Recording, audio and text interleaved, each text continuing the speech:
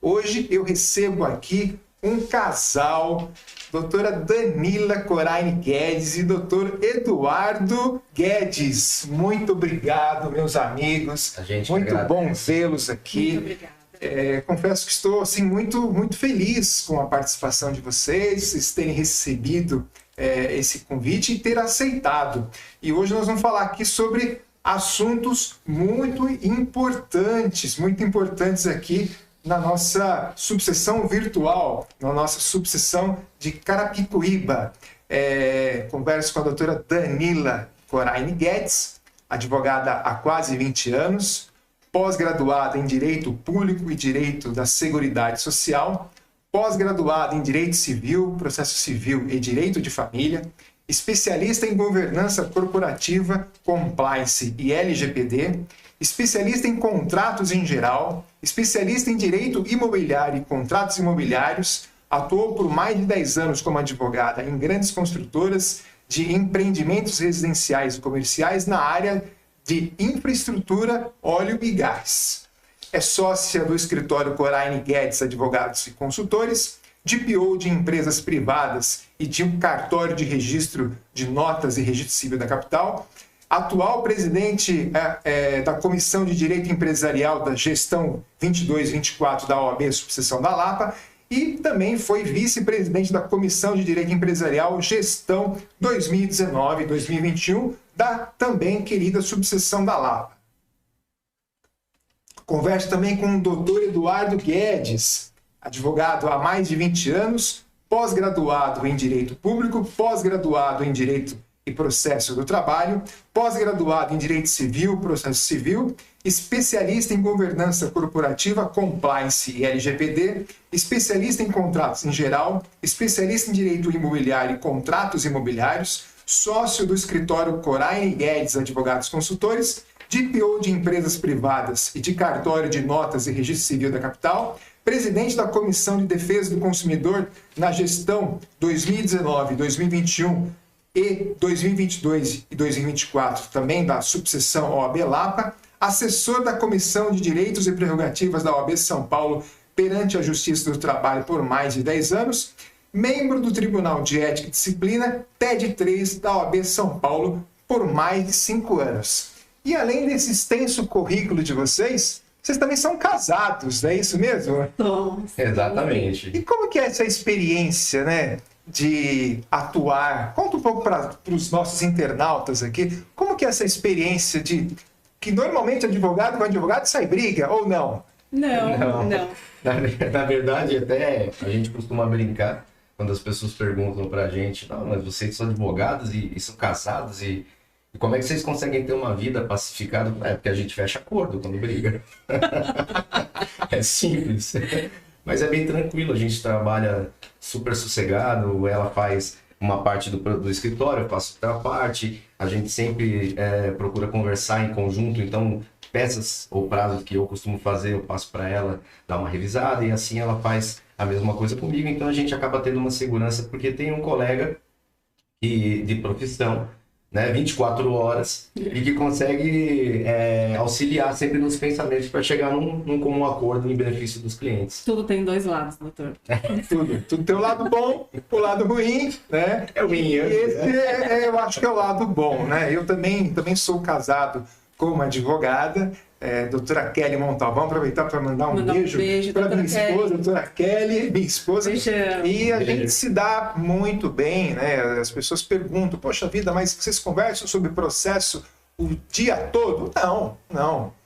Tem dia que sim, conversamos às vezes o dia todo sobre vários processos, né? Brigamos sobre processos, aí nós fazemos o acordo. Gostei. O nosso tema de hoje é o papel do advogado na aplicação do compliance e LGPD, né? E doutora Danila e doutor Eduardo, quando falamos de compliance, parece que é um outro mundo para a advocacia, né? Explica para nós, doutora Danila, o que é compliance? Compliance vem do verbo to comply, do inglês. To comply significa estar em conformidade com.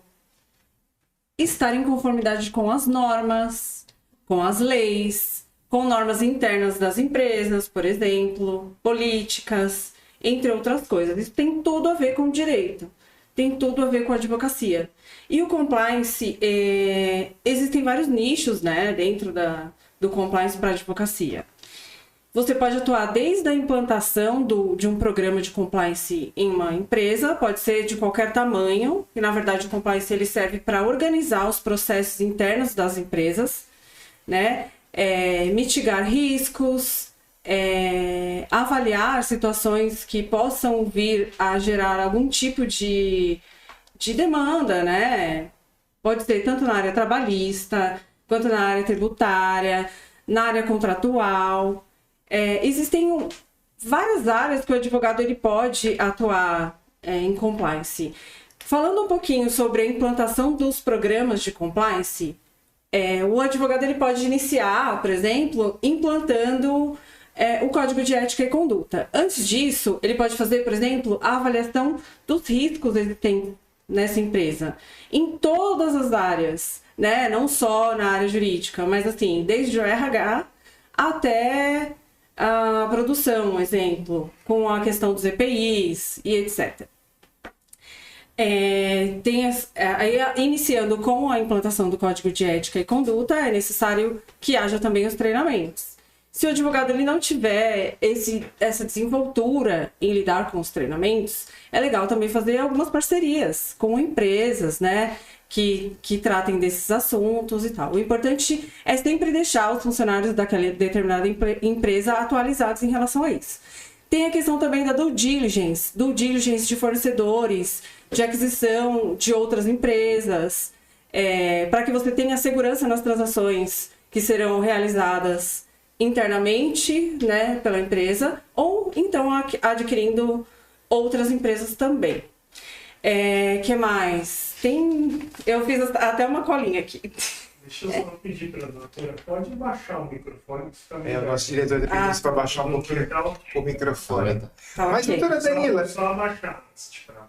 Tá bom. Obrigado, André. O nosso sim. diretor aqui está só organizando. E aqui é ao vivo. Quem sabe faz ao vivo.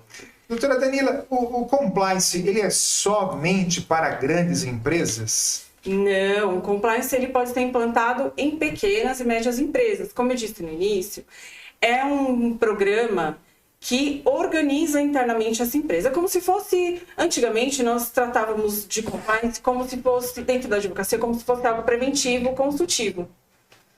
Então, ao invés de você pegar apenas determinada área, eu estou falando em questão da implantação de um programa. Você pega todas as áreas da empresa e organiza desde o início da sua formação. Pode ser nas questões societárias, no RH da empresa, e até o chão de fábrica, até a operação final dessa empresa. Então, é um nicho extenso e muito grande para os advogados atuarem. Ou seja, é uma série de programas, de implantações, de melhorias e de integridade para a empresa. Ou seja, um campo extremamente extenso de oportunidades para a advocacia. Isso. E a implantação de um programa de compliance, ela não termina só com sua implementação inicial.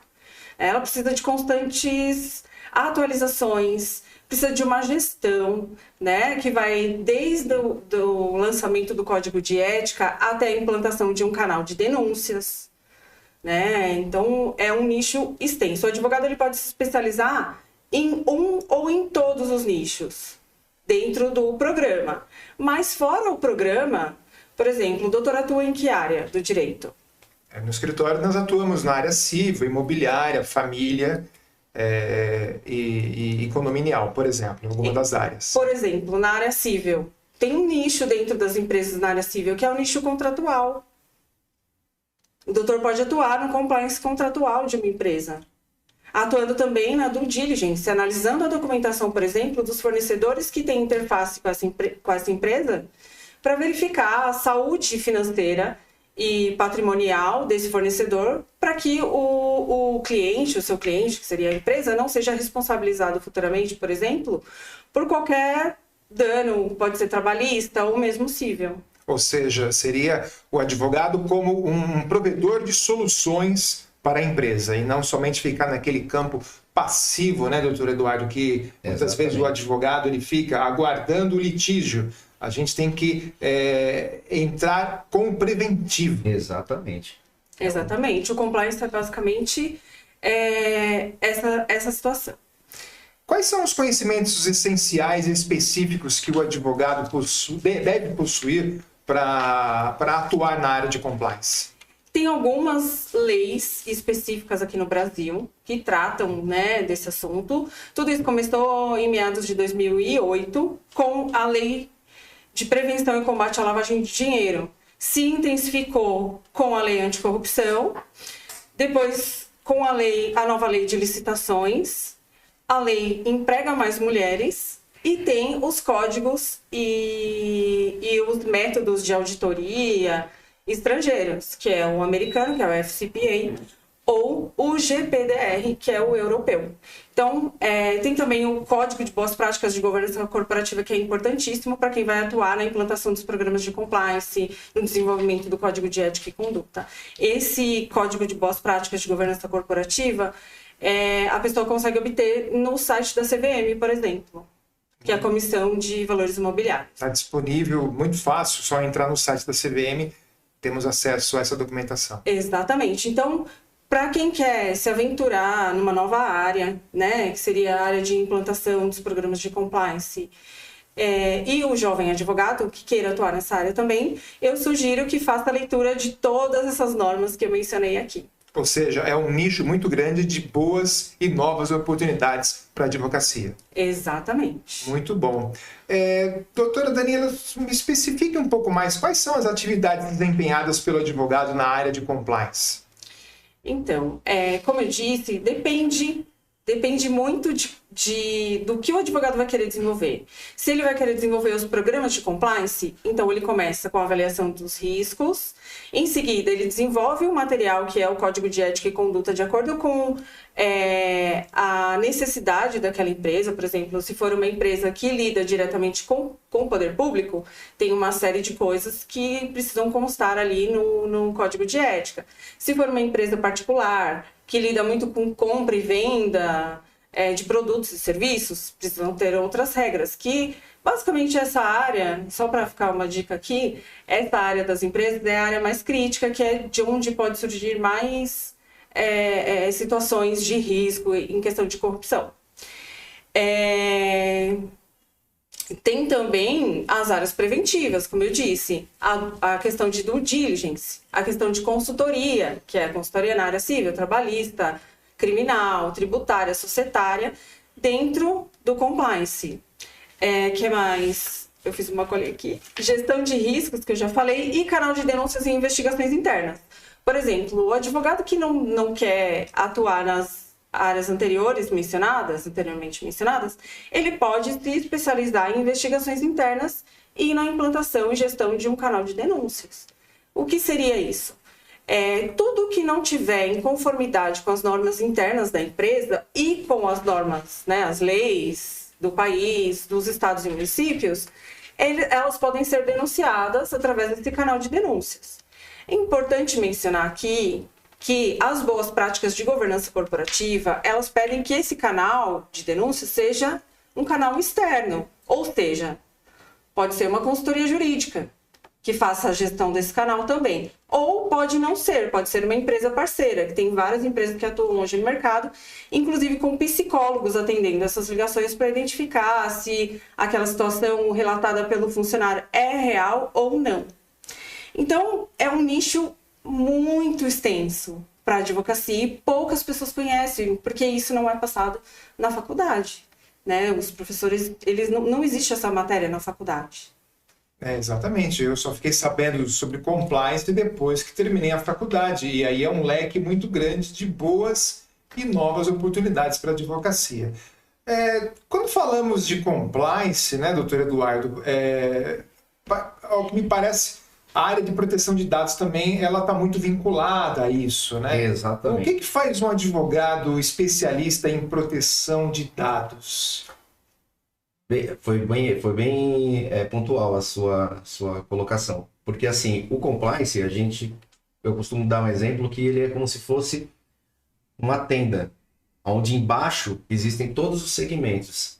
Então você consegue, como a doutora havia falado, a questão de compliance trabalhista, compliance civil, e aí você vem a parte da Lei Geral de Proteção de Dados, que também está ali, agasalhada pelo nome compliance. Então, o que a Lei Geral de Proteção de Dados ela vem para ajudar? Ela vem impedir que haja vazamento de dados, né, sensíveis, dados puros, para que não ocorra prejuízos futuros a uma empresa ou a uma pessoa. Então, a Lei Geral de Proteção de Dados, que ela é espelhada numa lei europeia, que é a Lei Mãe, que fomentou a Lei Geral aqui no Brasil, ela vem para coibir essa questão, porque hoje em dia todos nós estamos vulneráveis na questão da internet, onde tem os nossos dados, e principalmente nos locais onde a gente costuma, uma loja, um cadastro, o cara faz um cadastro ali, eu queria fazer um cadastro referente a isso. Você está vulnerável com seus dados colocados lá. Então, você tem que ter uma norma que regulamente isso para coibir qualquer atividade que seja ilegal com os seus dados. Muito bem. Queria agradecer aqui aos nossos internautas e dizer, faça aqui a sua interação conosco. Nosso podcast é ao vivo, mas também fica gravado aí à disposição. Compartilhe este vídeo com os seus contatos. Agradecer aqui a doutora Daniela Andrade Santos. Um grande abraço, doutora Daniela Andrade Santos está mandando aqui um abraço para mim, mandando um abraço aqui para os queridos doutora Daniela e doutor Eduardo. Dizer que a doutora Daniela Andrade Santos faz um excelente trabalho com uma revista eletrônica chamada Revista Fator Jurídico. Siga a rede social aí da doutora Daniela, coloca no YouTube Revista Fator Jurídico e acompanhe um leque de informações que a doutora Daniela divulga aí em seus canais, fazendo um excelente trabalho para a advocacia. Também aqui, doutor Felipe Lucarini, mandando aqui um bom dia. Grande abraço aí para o doutor Felipe. Obrigado pela sua importante audiência. Hoje o nosso tema, estou falando com a doutora Danila Guedes, doutor Eduardo Guedes, o papel do advogado na aplicação do compliance e LGPD. Doutor Eduardo, parece que é um pouco distante, né, quando falamos de compliance, de LGPD, e é um leque grande de oportunidades. Muito se fala que a LGPD não pegou, né? Isso é verdade, né? Parece que é uma informação muito distorcida, né? Sim, na verdade é uma previsão constitucional. Você tem que ter esse controle na questão das empresas, para que não, como eu havia falado, para que não ocorra vazamentos de dados que podem ensejar diversos tipos de situações que não são prazerosas para quem teve os dados vazados, né? Então, é super importante que as empresas tenham esse controle interno.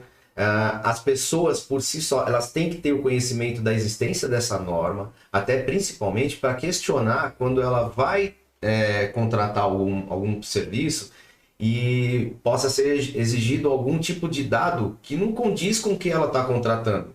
Porque existe uma ideia pela lei que o menos é mais. Então, assim, não tem aquela questão assim, eu vou pagar pela sobra, então eu vou pegar mais essas informações. Não. Adquira a informação com a pessoa apenas daquilo que for necessário. E aí, além disso, já se torna desperdício e você pode ensejar aí num vazamento de dado e causar um prejuízo que depois de natureza indenizatória, nós que somos advogados sabemos como é que funciona. E quais são as principais habilidades que um advogado, uma advogada deve ter para atuar como especialista na proteção de dados?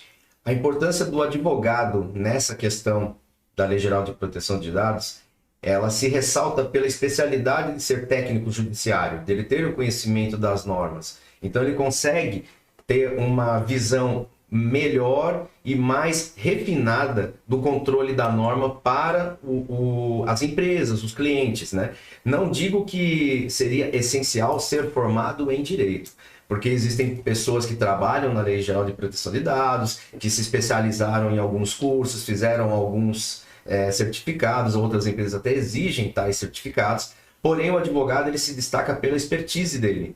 E isso é importante por quê? Porque quando ele conhece da norma, ele consegue atrelar as outras áreas em volta. Então ele consegue dar uma gama melhor para o cliente, ele consegue dar um respaldo melhor para o cliente, que às vezes aquele que não estudou na área não tem essa expertise de visualizar além do horizonte. Então é super importante que o advogado tenha esse voto de confiança com o cliente para poder atuar nisso. E estude a lei, né? Sim. Porque todos os instrumentos estão na lei. Alguns instrumentos foram divulgados também no site da Agência Nacional de Proteção de Dados, que podem ser utilizados para auxiliar o advogado ou o prestador de serviço na área de LGPD a fazer esse controle dos dados. Bom, é nítido aqui que os dois colegas possuem vasta experiência nesse campo de LGPD, de compliance, só que não é uma realidade para o advogado, né, recém-formado. Nós estudamos o quê? Direito penal, direito constitucional, direito civil, enfim, aquele leque de matérias que eu considero que já são defasados para a grade do ensino jurídico. Pouco se fala atualmente sobre essas matérias. Como é que vocês... Conta um pouco sobre a experiência profissional, doutora Danila e doutor Eduardo. Como é que vocês chegaram nesse nicho tão específico de mercado? E que isso também possa servir aí de inspiração aos jovens advogados que nos assistem nesse momento e depois, futuramente, nas gravações. Então, eu consegui uma oportunidade em uma construtora em final de 2014, início de 2015. Naquela época ainda não era algo tão difundido, existia a lei anticorrupção, mas não era algo tão difundido, não era obrigatório para alguns tipos de empresas e sociedades a implantação do compliance. Mas essa empresa, ela sempre esteve a um passo à frente. Então, ela já possuía as políticas internas, um código de ética, já existia esse posicionamento dentro da empresa, inclusive a análise prévia dos fornecedores. Então, eu iniciei nessa empresa como advogada generalista e contratual. Então, eu atuava nessas áreas. E, de repente, começaram a vir para mim algumas políticas para análise, etc. E aí, saindo dessa construtora, eu tive a oportunidade de ir em uma outra construtora.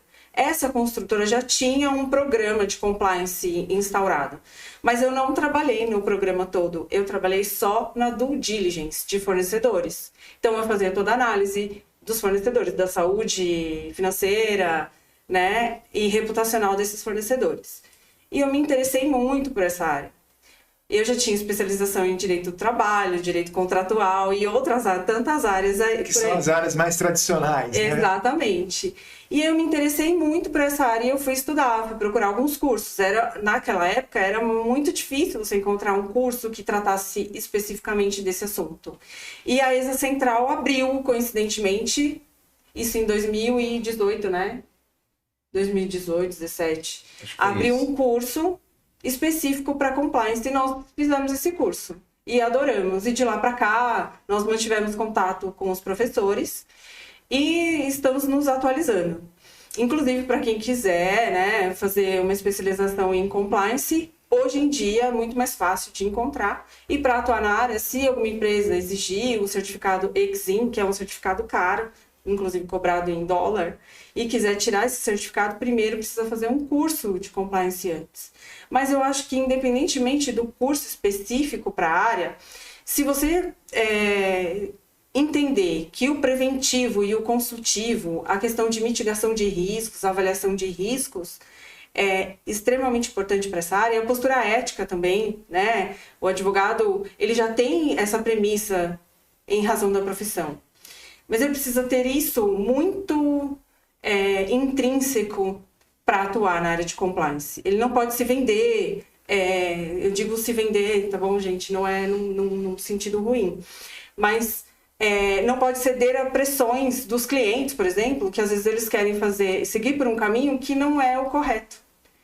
Então, o advogado ele também precisa ter isso dentro dele. E existe muita resistência ainda, né, doutora? E existe, inclusive, da alta gestão das empresas. Então, desde uma pequena empresa, do dono da empresinha familiar, que você vai tratar no dia a dia, para organizar os processos internos dela, até uma SA, que é uma empresa de capital aberto, que lida com capital estrangeiro. Então, a resistência e os desvios e os jeitinhos brasileiros de ser, você vai encontrar sempre no seu dia a dia. Não perca a sua postura ética. Bata o pé e siga firme. E o doutor Eduardo, conta um pouco sobre sua trajetória profissional, como é que o colega também saiu dessas áreas mais tradicionais e foi parar aqui na área mais específica do compliance, da LGPD e da proteção de dados? Na verdade, quando eu estava cursando direito, eu coloquei em mente que eu tinha que conhecer o máximo de informação, porque na teoria tinha na faculdade, mas a prática é só no dia a dia, vivenciando. E muitas vezes eu passava por um escritório que fazia uma determinada área, e esse escritório eu fiquei saturado de informação e passei para outro escritório. Então, assim, eu fui pulando de estágios de um escritório para o outro para poder trazer uma gama de informações práticas, né, sobre os determinados assuntos que eu estudava. Essa questão de LGPD, ela veio muito depois da minha formação, e o compliance também não tinha um segmento muito forte no período em que eu estudava. Então, o que eu estudava? Eu estudava as normas clássicas, as áreas clássicas do direito, que é direito civil, direito penal, processo civil, processo penal, né, direito do trabalho, que eu também considero como uma norma clássica, que já é de uma justiça, né, já experiente. Então, o que acontece? Com o passar dos anos, eu fui adquirindo mais conhecimento, expertise de todas as áreas e comecei a entender que elas todas se interligam. Então, eu precisava saber um pouco de uma outra área que estava ali de vizinho com aquela primeira área. E aquela primeira área também tem uma outra área como vizinho. Então, aquilo foi somando informações na minha cabeça. Quando a gente começou a fazer a governança corporativa, a parte de implantação do compliance, eu comecei a entender que tinha vários segmentos ali atrelados, que o compliance estava todos embutidos em células. E aí, chegando à Lei Geral de Proteção de Dados, eu comecei a ver o quê? Que o consultivo dela mitiga os efeitos condenatórios de uma indenização de natureza civil, de natureza consumerista, uma questão criminal, que todas as áreas estão atreladas. E aí, com base nisso, a gente começou a planilhar o que for melhor para os clientes. E isso é um produto muito legal para quem quer vender uma prestação de serviço excelente para o cliente. Então, para quem está iniciando agora, eu sempre falo como uma brincadeira, eu falo assim, estude muito a parte de processo civil, processo penal, porque é a regra do jogo. Então, fazendo uma analogia para um futebol, a pessoa faz um gol maravilhoso, mas você aponta o impedimento, que é a regra do jogo, está invalidado o gol. Então, muitas vezes, uma ação que está fadada a ser ganha e você encontra uma nulidade, acabou o problema. Então, a parte processual é muito importante, mas quando a gente começa a entender essas questões da Lei Geral de Proteção de Dados, a gente vem muito antes de todo litígio e já consegue ter uma previsibilidade de que tudo aquilo pode vir a acontecer. Então, a gente coíbe isso antes, a gente previne isso antes. E o cliente fica super satisfeito, porque diminui por demais o risco contra ele. Daí, né, doutora Danila, doutor Eduardo, a importância de se contratar um advogado especialista em LGPD, proteção de dados e compliance, né? Porque você mitiga litígios, não é isso mesmo? Exato. Porque tem aquela cultura do jeitinho brasileiro e o empresário tem que parar com isso, né? E saber que ele, contratando um advogado especialista, investindo em programas de integridade, ele vai economizar dinheiro e ganhar muito mais dinheiro do que andar na ilegalidade e no jeitinho brasileiro. Até eu procuro dizer que muitos clientes têm essa resistência, porque o cliente ele contrata você na intenção de ouvir o que ele quer, e eu falo para ele o que ele precisa ouvir, não o que ele quer, porque o advogado que fala para o cliente o que ele quer ouvir, ele está enganando o cliente. O cliente precisa ouvir o que é necessário para ele, a situação que ele tem, o risco. Você tem que ser claro, você tem que ser cristalino com o cliente. e mostrar para ele que os riscos existem e que só tem uma forma de você andar, não existe atalho. Quando a questão ela é retilínea, você tem que manter naquele foco. Então você tem que bater firme, explicar para ele o pró e contra, que é uma questão muito boa que a gente consegue fazer na implantação, que é aplicar os cursos, fazer reciclagem com os funcionários, apresentar planos de risco para a gestão. Olha, vai dar problema nessa situação, então vamos trabalhar com mecanismos, ferramentas, processos internos para a gente diminuir por demais todo o risco que pode vir a acontecer. Aí o cliente fala, mas que risco que pode vir a acontecer? Olha, pelo Código de Defesa do Consumidor, existe essa possibilidade de um risco integral, porque você tem uma atividade X. Se a gente parar para pensar no Código Civil, existe uma outra questão de indenização. Então, para que não ocorra isso, não é melhor a gente partir por uma premissa de ter um pouquinho mais de trabalho, mas menos dor de cabeça? Vamos partir por isso? E aí é onde a gente consegue alinhar todos os pontos. O doutor Eduardo citou aí o Código de Defesa do Consumidor e, aliás, o colega foi presidente da Comissão de Defesa do Consumidor na subseção da Lapa, né? Eu gostaria que o colega contasse um pouco sobre essa sua experiência como presidente da Comissão de Defesa do Consumidor da OAB Lapa, sobre essa sua atuação e, aliás, ainda faz atuação em outra comissão, em outra importante comissão desta subseção. Na verdade, eu ainda estou como presidente da Comissão de Defesa do Consumidor, né? Estive na gestão anterior, estou na recente, e é uma situação muito importante para a sociedade, que pode vir buscar os auxílios da OAB, né, no campo da informação, no campo da preparação. Até o próprio advogado que quer militar, não conhece essa área, é importante buscar informações nas comissões. Eu acho que as comissões ela é uma porta de entrada para todos que querem se aventurar a uma nova área que não tem a familiaridade.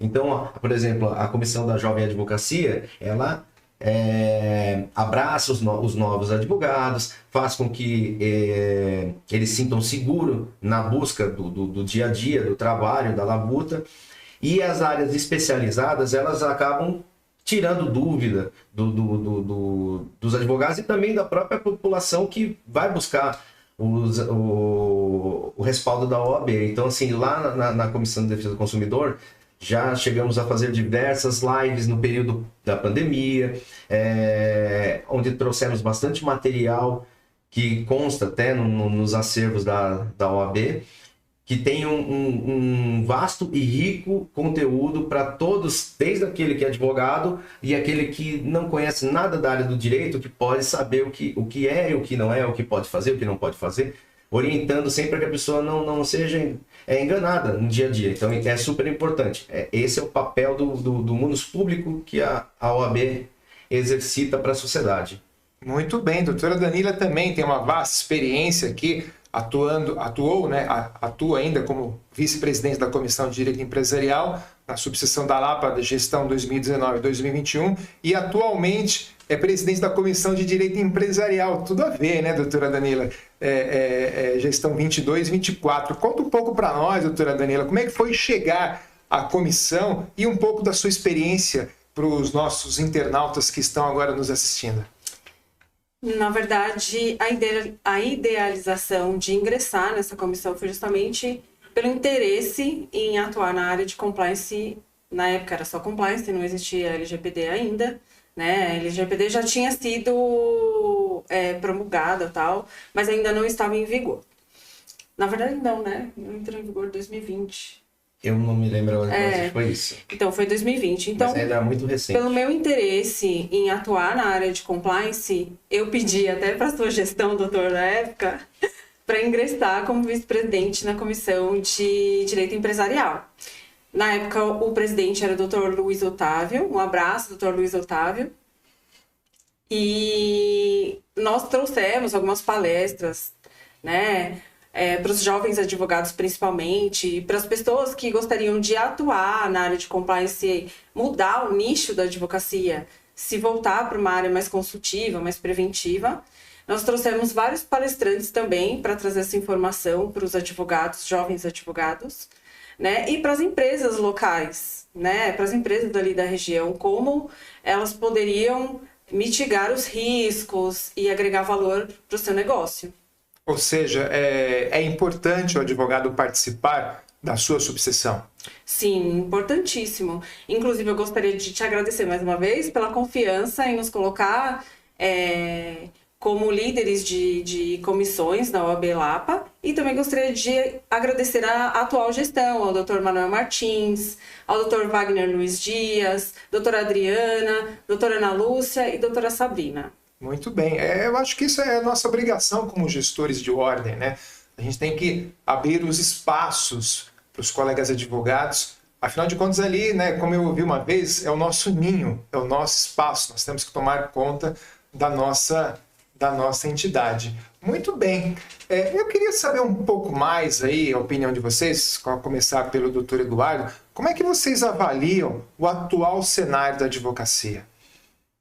Eu vejo hoje que a advocacia, ela tem, na verdade, uma facilidade muito grande de você obter informação que, à época, quando eu estudei e me formei, não existia. Hoje você encontra cursos online, você encontra muito material publicado. Podcast, né? A gente encontra muita entrevista que, à época, não existia. Então, eu falo que eu sou da época que, para buscar uma jurisprudência, eu tinha que ir no índice da Lex, achar aquela jurisprudência, procurar naquele monte de livro, transcrever do livro para a peça diretamente ou num papel para depois passar para a peça no computador. E muitas vezes eu achava um julgado de um outro estado, de um outro tribunal de justiça, e aí eu tinha que ligar para a OAB daquela região, pedir a gentileza, se possível, poder enviar para a gente aquele material para colocar na parte da jurisprudência. E hoje é tudo online, é tudo muito mais fácil, é tudo muito dinâmico. Então, assim, uma semana que, a época que eu estudava, a gente vivia estudando os livros, hoje a pessoa consegue ter isso num dia. Não é só isso, né? Antigamente, na nossa época, nós nos formamos em 2002 na faculdade. Há 22 anos, né? Então, antigamente, tudo era muito judicializado. Hoje, não há essa necessidade. As pessoas, elas conseguem resolver os conflitos de outras maneiras. Através das câmaras de arbitragem, por exemplo, mediação, né? Das mediações. Executando essa parte de compliance, né, que é a parte preventiva nas empresas, consultiva. Então, a advocacia, ela mudou muito, né, em relação a isso. E hoje tudo é digital. Não existe mais nada físico como era antigamente. É muito mais fácil. Mais leve.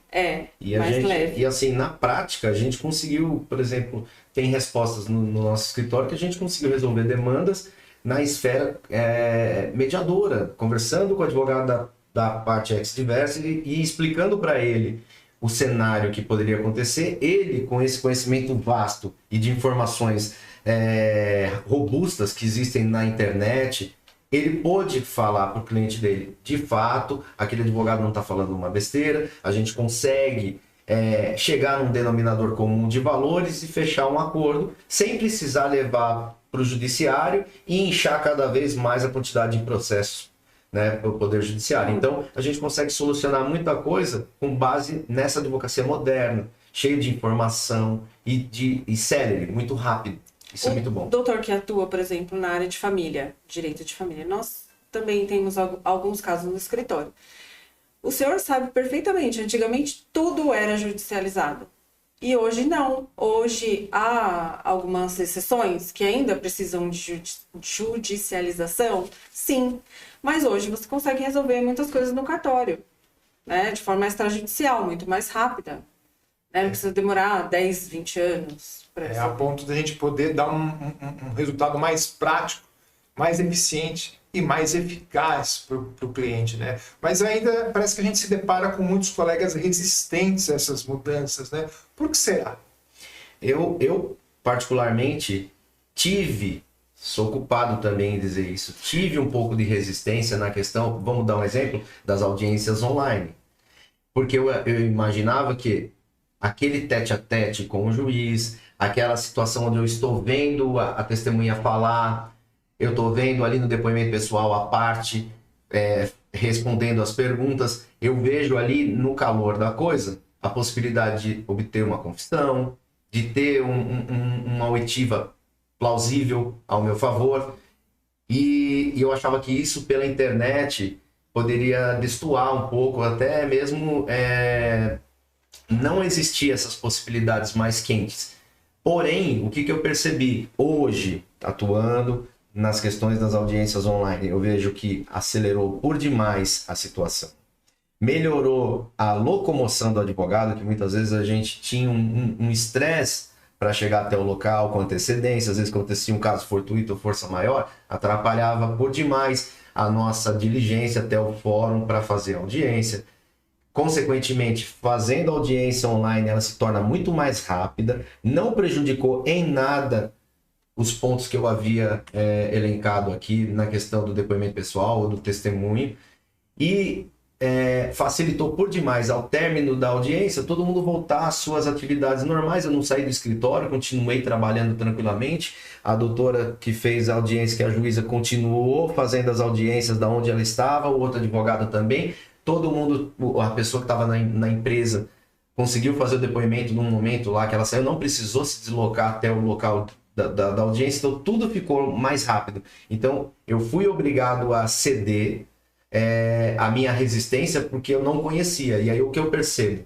Que a resistência vem pela falta do conhecimento com medo da mudança.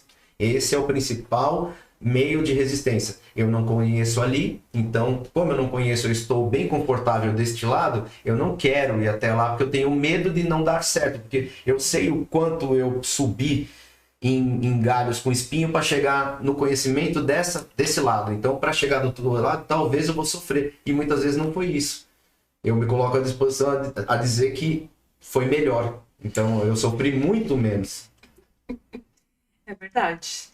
Então, eu acho que isso é inerente do ser humano, né? A resistência a mudanças, ao novo, medo do novo, isso é normal.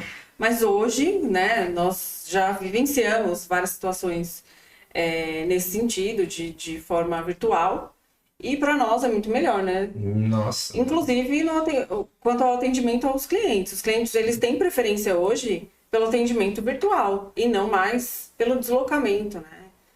Então, em alguns casos, nós preferimos ir, por exemplo, fazer uma avaliação física nas empresas. Nós preferimos, para ver as questões de LGPD e compliance. Sim. Eu prefiro ir até a empresa num primeiro momento, digamos assim. Claro, isso acaba fazendo parte também da atuação, né? O que eu vejo muitas vezes que existe muito medo do online e muito medo também do offline. Sim. E eu acho que o advogado ele tem que saber atuar tanto no online quanto no offline. Sim. Tem que ter um equilíbrio Exato. dessas questões. É que nem as avaliações, por exemplo, da Lei Geral de Proteção de Dados.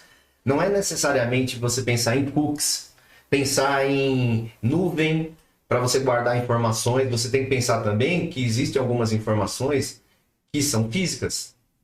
E você tem que ir até o local verificar se existe cadeado no armário, como que é o acesso daquela sala de um arquivo, quem são as pessoas habilitadas a ingressar naquele setor da empresa, se todo mundo pode passar lá ou somente as pessoas que são interessadas para aquele determinado assunto. Então isso é super importante para quem vai iniciar nessa área da Lei Geral de Proteção de Dados, entender que não é só a questão virtual, mas a questão material também é super importante que você diligencie, entenda a situação e tente ao máximo fechar os vazamentos que possa vir a existir aí na questão até material, como eu estou falando. Até algumas vezes algumas posições dos computadores, dos próprios funcionários.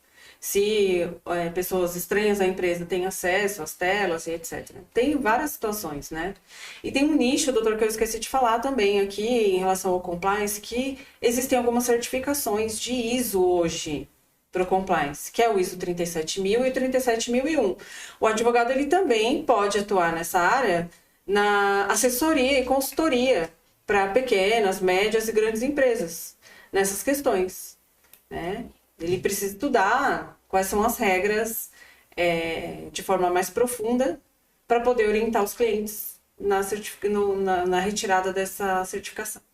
Doutora Danila, conte para nós, nesses seus anos de experiência como advogada especialista nessas áreas, consegue lembrar um caso marcante na sua trajetória? Consigo, eu não sei se eu posso contar aqui. Eu posso colocar um, se quiser. Que até Em tem a relação ao ver, LGPD. inclusive com relação ao tema. Eu vou dizer o milagre, mas não vou falar o santo, tá? Então foi mais ou menos assim. Uma cliente me procurou porque ela descobriu que o telefone dela não estava mais no domínio dela, o número telefônico, estava no nome de uma outra pessoa, e essa outra pessoa, por sua vez, pela numeração telefônica, conseguiu fraudar um e-commerce que ela tem a renda vindo dessa atividade e conseguiu extrair, né, dinheiro desse e-commerce. E aí vem um papel muito importante que eu sempre bato na tecla, que os PROCONs são ferramentas de suma importância. O que eu falei para ela? Procura o PROCON, primeiramente. Abra uma reclamação. Veja o que eles vão dizer, porque de 3 situações, uma vai acontecer. A partir do momento que a empresa for chamada, ela pode concordar com o que você está dizendo. Ela pode discordar e apresentar uma defesa, né, pautada na tese dela, e ela pode simplesmente deixar correr a revelia, não querer fazer mais nada. Pois bem, ela foi lá, fez isso, em prol disso eu já orientei ela a fazer a portabilidade do número para uma outra operadora, e deu tudo certo nesse aspecto. Quando chegou a resolução do PROCON, que é um termo de frustração no caso dela, porque a empresa ela não se negou da ocorrência porque tinha acontecido, mas os prejuízos ela não quis reembolsar porque disse que eram 2 pontos totalmente diferentes. Quando saiu a resolução do PROCON, que é esse termo de frustração, ela trouxe para mim e a gente lá no escritório ajuizou uma ação que, por sinal, foi julgada procedente com todos os pedidos e, principalmente, o juiz, ao ver que previamente existia uma resposta do PROCON, o juiz entendeu que ela não era uma litigante contumaz, que ela estava buscando aquela indústria do dano moral. Ela estava buscando a ajuda do judiciário porque ela exauriu todos os meios que ela poderia buscar no âmbito extrajudicial. Então, o juiz entendeu, eu sou a única pessoa que posso resolver o problema dela. E vendo tudo aquilo, inclusive a confissão da empresa, ao dizer que foi problema deles, sim, mas que a devolução dos valores que tinham sido subtraídos não iria acontecer, porque eram 2 pontos diferentes, a juíza falou, não senhora, se não tivesse ocorrido isso, jamais teria acontecido outra coisa. E aí deu 100% do pedido. Então, foi uma situação de vazamento de dado, porque aí fica a critério da pessoa que foi condenada tentar buscar o meio do vazamento. Mas houve um vazamento de dado onde foi transferido o telefone de forma ilícita para outra pessoa, e com esse vazamento de dados foi feita uma locupletação indevida de valores. E se eu não tivesse ali naquele momento para auxiliar a cliente, de falar para buscar o PROCON, de conhecer de LGPD, de conhecer da lei consumerista, né, do Código de Defesa do Consumidor, eu não conseguiria auxiliar ela nesse aspecto. E a gente conseguiu resolver essa questão com base em conhecimento de pauta. Eu vou falar sobre um caso de compliance, tá? Também não vou dar nomes aos bois. Mas como eu disse durante o nosso bate-papo aqui, a área de compras das empresas, né, compras e contratações, é a área mais sensível que existe dentro de uma empresa para que se evite, por exemplo, a questão de suborno e corrupção, né? Então, em uma determinada situação, existia um comprador, né, nessa empresa, ele sempre comprava quantias vultuosas, assim, de uma determinada empresa. E aí o funcionário desta empresa, ele fazia as compras, ele realizava as compras, e em seguida ele apresentava um envelope com um comprovante de depósito para esse funcionário comprador. E isso ocorreu umas 3 vezes. E esse funcionário, ele não se negou a receber em nenhum momento esse envelope. E o tempo se passou, esse funcionário comprador se tornou um gerente dentro dessa empresa. E em outra situação, essa pessoa que lhe oferecia os depósitos entrou em contato com ele e começou a chantageá-lo, pedindo para ele voltar a efetuar essas compras vultuosas com sua empresa. E ele disse: olha, eu não estou mais na área de compras, eu não tenho mais condições de autorizar esse tipo de situação. E esse cliente começou a dizer que ia denunciá-lo, e ele fez as denúncias para o compliance, né? Foi feita uma investigação interna.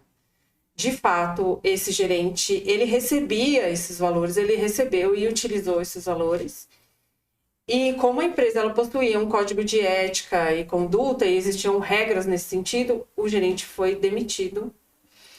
A empresa optou por não demiti-lo por justa causa, mas ele poderia ter sido demitido por justa causa. Então, essa é uma das situações inúmeras que nós já vivenciamos dentro da área de compliance. É uma situação delicada, mas serve aqui de lição para os advogados sempre se atentarem, se forem trabalhar na área de implantação dos programas de compliance, a área de compras e contratações. São áreas bem sensíveis em toda a empresa, seja ela de grande porte, médio porte ou pequeno porte. Exatamente.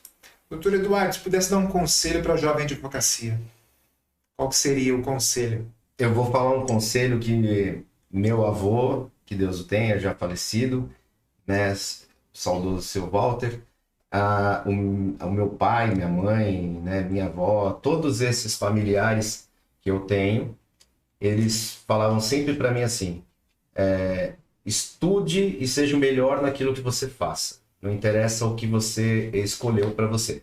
Seja o melhor. Dada a circunstância, eu optei em fazer isso.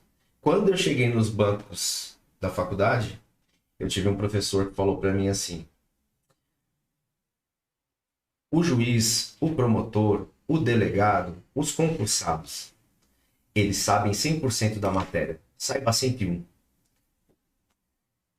E aí ele vai te respeitar.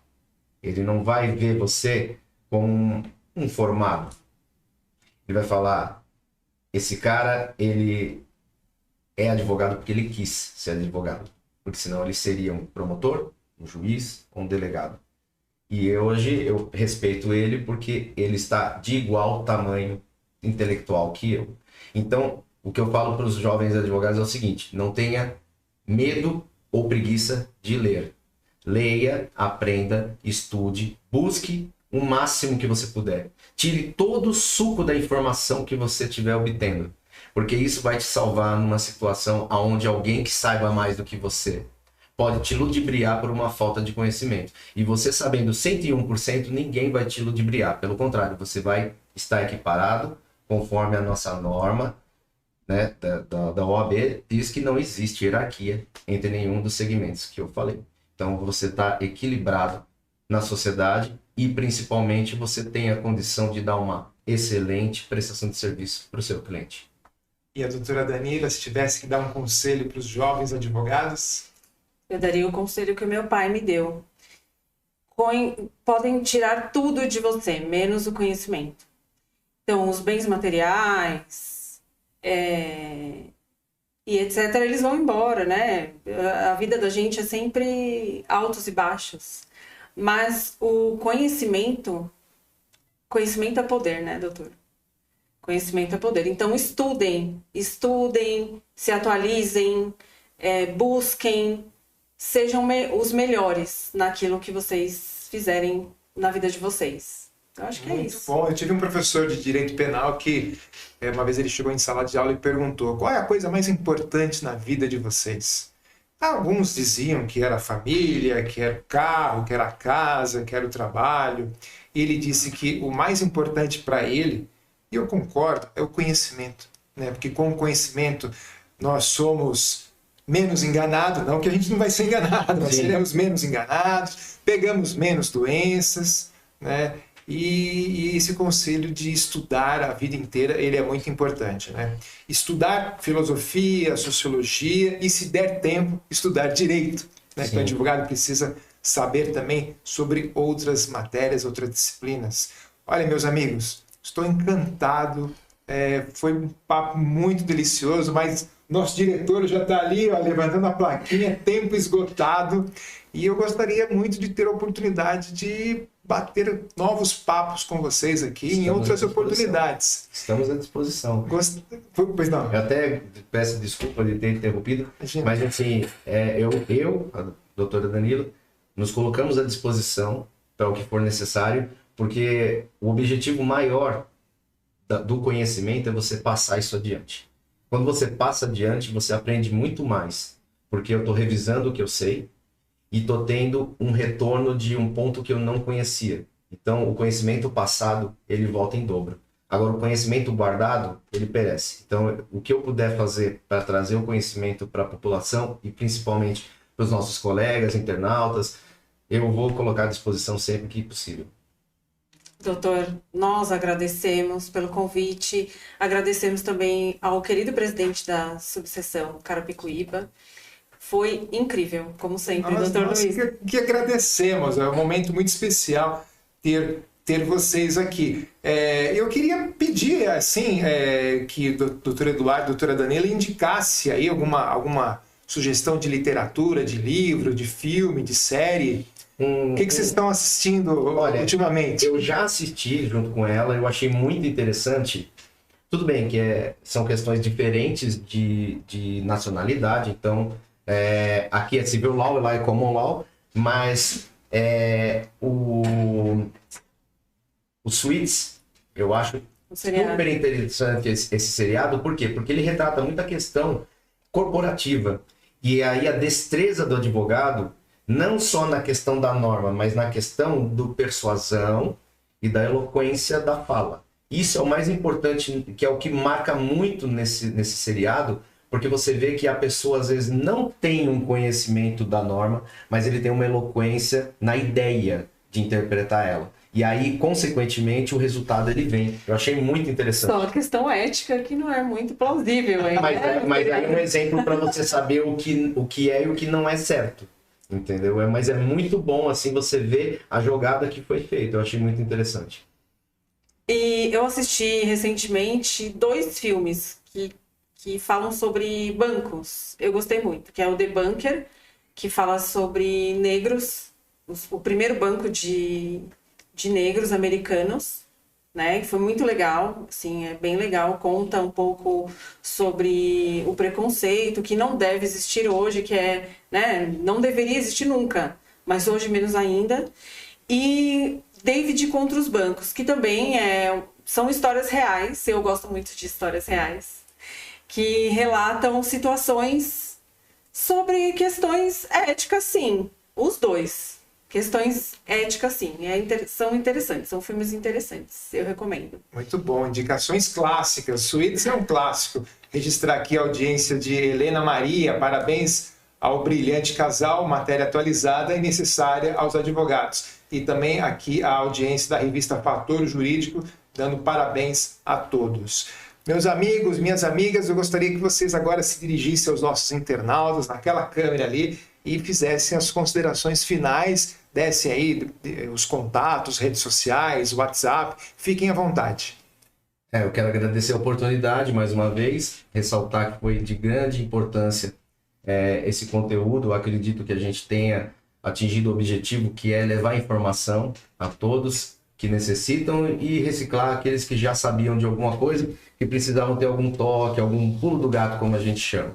Então, quero agradecer muito essa oportunidade, agradecer a presidência da OAB da Lapa e toda a gestão, no qual eu faço parte.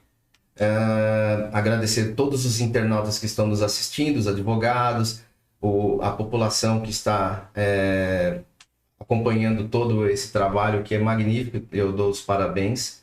E sigam nas redes sociais. Temos sempre dicas jurídicas, né? Pérolas jurídicas, que podem ser exploradas como dicas plausíveis aí para a população. Eu gostaria de agradecer, primeiramente, ao presidente da subseção Carapicuíba pelo convite, ao Dr. Luiz Rogério, 2 vezes, né? Dr. Luiz Rogério, que está aqui conosco hoje e que confiou no nosso trabalho na subseção Lapa, na gestão 2019-21. Gostaria de agradecer também a atual gestão, que é a gestão do Dr. Manuel Martins, Dr. Wagner, Dra. Adriana, Dra. Ana Lúcia e Dra. Sabrina. E eu vou deixar aqui um agradecimento especial para a doutora Daniela, da revista Fator Jurídico. Sigam lá o canal dela no YouTube, que é muito interessante. Tem várias lives legais e importantes para a advocacia e para a sociedade em geral. E as nossas redes sociais são @CoraineEguedes, né? Tanto no Instagram quanto no Facebook. E o nosso telefone de contato, não sei se pode deixar aqui, mas se os advogados tiverem dúvidas em relação ao compliance LGPD na atuação, podem entrar em contato também, que é 97559-8280. É isso, doutor. Muito obrigada. Muito obrigado pela presença de vocês. O momento foi muito importante. Muito obrigado. Obrigado. Que a gente possa ter novos episódios, novos encontros deliciosos como esse aqui.